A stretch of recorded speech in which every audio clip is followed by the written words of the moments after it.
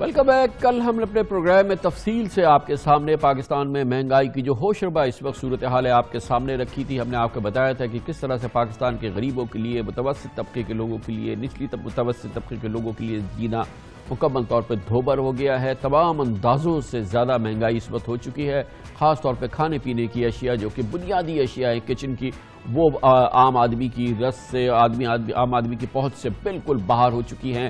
بہت ہی خطرناک صورتحال ہے، اور ہم نے یہ بھی کل آپ کو بتایا تھا کہ یہ پرائم منسٹر کے لیے، ان کی ٹیم کے لیے، ان کی حکومت کے لیے بہت بڑا چیلنج ہے۔ ان کو فوری طور پہ اس پہ توجہ دینی چاہیے، ایکشن لینا چاہیے۔ اب سے تھوڑی دیر قبل خبر آئی کہ وزیر اعظم عمران خان نے آج کھانے پینے کی چیزوں اور گھریلو اشیاء کی قیمتوں میں ہوشربا اضافے پر اپنے اہم وزراء مشیروں کا ایک خصوصی اجلاس کیا، اور انہوں نے اپنی تمام وزارتوں کو مہنگائی میں کمی کے اقدامات کی ہدایت دی، قیمتوں پر کنٹرول کے لیے سخت مانیٹرنگ پر زور دیا، ذخیرہ اندوزوں اور ناجائز منافع خوروں کے لیے ایکشن کے احکامات دیے۔ یہ تمام زبانی احکامات ہم پوری زندگی سے سنتے آ رہے ہیں، مگر بہرحال یہ آج ہوئے ہیں۔ یوٹیلیٹی سٹورز کو فعال کرنے کا عزم کا اظہار کیا گیا۔ یہ بھی ہمیشہ ہوتا ہے جب اس قسم کی صورتحال ہوتی ہے، مگر وزیر اعظم صاحب کو پتہ ہونا چاہیے کہ مہنگائی کا جن اب بوتل سے باہر آ چکا ہے۔ پورا ملک مہنگائی کی چکی میں پس رہا ہے۔ لوگوں کے لیے 2 وقت کی روٹی کا حصول انتہائی مشکل ہو گیا ہے۔ مہنگائی کو قابو کرنے کے لیے کچھ کیا جا سکتا ہے، بہت کچھ کیا جا سکتا ہے، ماہرین کہتے ہیں، لیکن حکومت تماشائی بنی ہوئی ہے، یا اس کو کلو نہیں ہے کہ اسے کیا کرنا ہے۔ کل بھی ہم نے اپنے پروگرام میں بتایا تھا کہ پی ٹی آئی حکومت کے 16 مہینوں کے دوران مہنگائی ایک آفت کی طرح سے ٹوٹی ہے۔ آٹا، چینی، دالیں، گھی، کوکنگ آئل، مٹن، بیف، دودھ، حتیٰ کہ سبزیوں کی قیمتیں آسمان سے باتیں کر رہی ہیں۔ جب پی ٹی آئی کی حکومت آئی تھی اگست 2018، اس سے لے کے اب تک اشیاء خرد و نوش کی قیمتوں میں 30 سے لے کے 70% تک اضافہ ہو چکا ہے۔ لوگوں کی آمدن بڑھنے کا تو دور کی بات ہے، کم ہوئی ہے، اور بے روزگاری بری طرح سے پھیلی ہے۔ ہماری خوراک کا لازمی جز آٹا 50% سے زیادہ مہنگا ہو چکا ہے، اور چکی کا آٹا 10 کلو کا تھیلا 450 سے بڑھ کے 700 روپے کا ہو چکا ہے۔ چینی اور دالوں کی قیمتوں میں 35% اضافہ ہو چکا ہے۔ کھانے پکانے، تیل اور گھی 20 سے 30% مہنگا ہو چکا ہے۔ کھلا دودھ 90 روپے سے بڑھ کر 110 روپے لیٹر کا ہو چکا ہے۔ گائے بکرے کا گوشت تو اب ایک لگژری آئٹم ہو چکا ہے۔ بیف 650 روپے کلو، اب مٹن 1200 روپے کراس کر چکا ہے۔ یہ وہ صورتحال ہے جس کی بنیاد پر ہم یقین سے کہہ سکتے ہیں وزیر اعظم کو، ان کی ٹیم کو پتہ ہونا چاہیے کہ متوسط طبقے کا آدمی بھی، غریب تو دور کی بات ہے، اس میں گزارا نہیں کر سکتا۔ کیا واقعی حکومت کچھ کر سکتی تھی جو اس نے نہیں کیا؟ اس سلسلے میں آج ہم نے دعوت دی ہے کموڈٹی افیئرز کے ایک ایکسپرٹ ہیں، اور بہت ہی گہری نظر رکھتے ہیں کموڈٹی موومنٹ پہ اور پاکستان کی بھی جو اجناس کی کیفیت ہے۔ ہمارے ساتھ موجود ہے جناب شمس الاسلام خان۔ بہت بہت شکریہ خان صاحب۔ یہ بتائیے گا کہ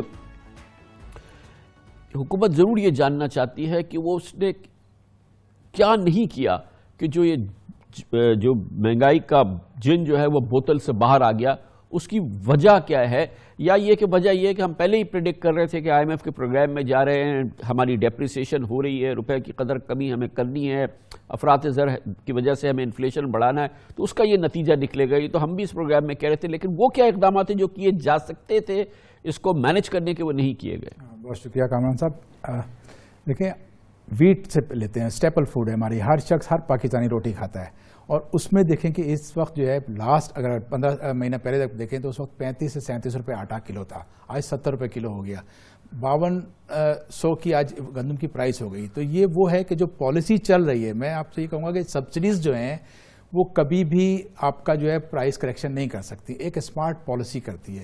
پوری قوم کو یہ امید تھی کہ یہ کچھ کریکشنز ہوں گی، کیونکہ جو میس دیکھیں پاسٹ کا، اگر آپ 19-20 سال سے اچھا، یہ آٹے پہ ہم کیونکہ بات کر رہے ہیں، ہم نے دیکھا ہے سندھ میں جو سرکاری خرید ہوتی ہے آٹے کی بہت بڑی تعداد میں، اس میں بہت بڑی تعداد میں گھپلا، چوری، یہ وہ ہے، اس نے کنٹریبیوٹ کیا اس میں؟ بالکل، دیکھیں میں اسی طرف آ رہا تھا کہ جب پالیسی اگر ایسی ہوگی کہ گورنمنٹ پروکیور کرے گی تو گورنمنٹ کے جو لوگ ہوں گے وہ اس کو چوری بھی کریں گے، اور یہ ہوا ہے کہ آپ نے دیکھا ہے کہ لاسٹ ایئر جو ہے موسم کی تبدیلی کی وجہ سے کچھ کراپ ویٹ کی خراب ہوئی تھی، اور اس میں پھر گورنمنٹ نے جو صوبائی حکومت ہے اسے پرچیز بھی نہیں کیا، اور اس کے دوران جو ہے جو لیکیجز جو مینیپولیشن سٹاکس میں ہوئی ہیں, پیپر پہ سٹاکس ہیں لیکن آپ کے پاس فزیکل سٹاکس نہیں ہیں, لوگوں کو ملرز کو ریلیز نہیں ہو پا رہے, یہ ساری وہ ہیں کہ جس پالیسی کو ایک 60s کی پالیسی کو اگر آپ ابھی تک چلائیں گے تو اس میں تو بہت زیادہ چینجز آ گئے ہیں. آپ کو یہ پالیسی چینج کرنی چاہیے تھی, اور وہ ایک پالیسی ہے کہ دنیا میں اگر آپ دیکھیں, آپ کو یاد ہوگا 2008 میں گرین ڈرین ہوا تھا اور دنیا بھر میں گورنمنٹس نے سٹاک پائل رکھے, بفر سٹاک رکھے.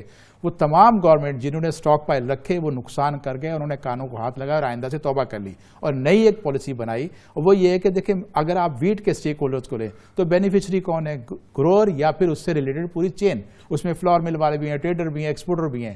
ان لوگوں کو ملا کے آپ نے ایک پالیسی ایسی بنانی تھی کہ گورنمنٹ ₹1 کے پیسے سٹاک نہیں رکھے. گورنمنٹ کے پاس ابھی بھی انفراسٹرکچر جو ہے اتنا نہیں ہے کہ وہ 25 ملین 26 ملین کا سٹاک ذخیرہ کر سکے. رزلٹ یہ نکلتا تھا کہ کھلے آسمان میں پڑی ہوتی تھی, چوری ہوتی تھی, پیپر ویٹ سٹاک رہتا تھا. گویا کہ اس کو آپ نے کمپلیٹلی ری انوینٹ کرنا ہے. صرف گیہوں یا چاول, چینی, میں سب کا آپ کو بتاؤں. پہلے آپ گندم میں دیکھیں کہ اگر آپ نے جب اس کو کہتے ہیں کہ اسٹیک ہولڈر جتنے بھی ہیں وہ اوپن مارکیٹ سے کریں گے. آپ کے پاس ایگزامپل ہے کہ آپ نے رائس کو فری کیا پرائیویٹ سیکٹر کو 89 سے آج تک رائس میں گورنمنٹ نے ایک آدھ دفعہ انٹرونشن کی, اس کے بعد نہیں کہ رائس کی ایکسپورٹ بھی بڑھ رہی ہے لیکن پرائسز اس پہ بھی میں بعد میں آؤں گا. ویٹ میں اگر آپ یہ کرتے ہیں کہ ہر وہ stakeholder, trader, importer, exporter, اس سب عام کو کمپیٹ کرائیں. اگر آپ کے پاس سٹاکس لوکل مارکیٹ میں کراپ شارٹ ہے تو امپورٹر لا رہا ہوگا تو وہ ہولڈرز کے ساتھ, اسپیکولیٹر کے ساتھ کمپیٹ کرے گا. وہ سٹاکس جو ہیں اس کا 33% جو بفر سٹاک ہوگا جو گورنمنٹ کرتی ہے اپنی, وہ ویئر ہاؤس گورنمنٹ کے اس میں رکھا جائے. پاسکو کے پاس ویئر ہاؤس ہے, وہاں رکھا جائے گا, اور اس کے اوپر جو ہے آپ ان سے رینٹل بھی لیں گے جو اسٹیک ہولڈرز ہیں, اور آپ اس کے ذریعے جب پرائس ایمرجنسی آئے گی اس کو کاسٹ پرائس پہ پرچیز کرتے ہیں, انٹرونشن کر کے. یہ دنیا میں پالیسی چل رہی ہے بہت سے ممالک میں, وہاں گورنمنٹ باقاعدہ کما رہی ہے. اب یہ بتائیے گا کہ اب ہم دیکھ رہے ہیں کہ چینی کی قیمت بڑھ گئی ہے, آٹے کی, دالوں کی قیمتیں بے تحاشا بڑھ گئی ہیں. اچھا, اس میں ایک بنیادی وجہ یہ بتائی جا رہی ہے کہ فصلیں جو ہیں وہ مینج صحیح نہیں ہو رہی, ہمارے سیڈ اچھے نہیں ہیں, اور اس گورنمنٹ کا ایک سب سے بڑا فیاسکو یہ ہے جس کا شاید اس پہ اختلاف نے کبھی ذکر نہیں کیا کہ اس دور میں فصلیں بری طرح سے تباہ ہوئی ہیں. کپاس کو اتنا بڑا نقصان ہوا ہے, گیہوں کا آپ نے بتایا, اور دوسری فصلیں بھی, دالوں کا بارے میں بھی بتایا گیا کہ اس کی فصلیں بھی بہت خراب ہوئی ہیں. دیکھیں, جو آپ کو میں نے جب پاکستان اس وقت جو ہے نہ تو ایگریکلچر کنٹری رہا ہے نہ ہی انڈسٹریل کنٹری رہا ہے. اگر ہماری ایگریکلچر کی گروتھ 18% 19% ہے تو وہ جی ڈی پی میں تو اس کا کچھ بھی نہیں ہے, اور گروتھ تو ڈکلائن پہ جا رہی ہے. تو آپ کے پاس جو ہے جو ایک اور چیز یہ ہوئی ہے کہ جتنے ریسرچ کے ادارے تھے, جو ویٹ کا, رائس کا, پلسز کا, یہ سارے ایگریکلچر ڈپارٹمنٹس ہیں, وہ ڈپارٹمنٹس آپ نے لاتعداد کھڑے کر دیے ہیں, لیکن ان کے پاس کیپیسٹی نہیں ہے, نہ وہ امپروو کوئی سیڈ دے رہے ہیں. آپ نے جو ہے امپورٹ کو آؤٹ سورس کر دیا امپورٹرز کو کہ سیڈ لے آؤ باہر سے. اب ہر وہ شخص جو سیڈ کمپنی یہاں پر ہے وہ بھی, اور ایک کمرشل امپورٹر بھی, وہ جہاں سے سیڈ ملتا ہے لے آتا ہے.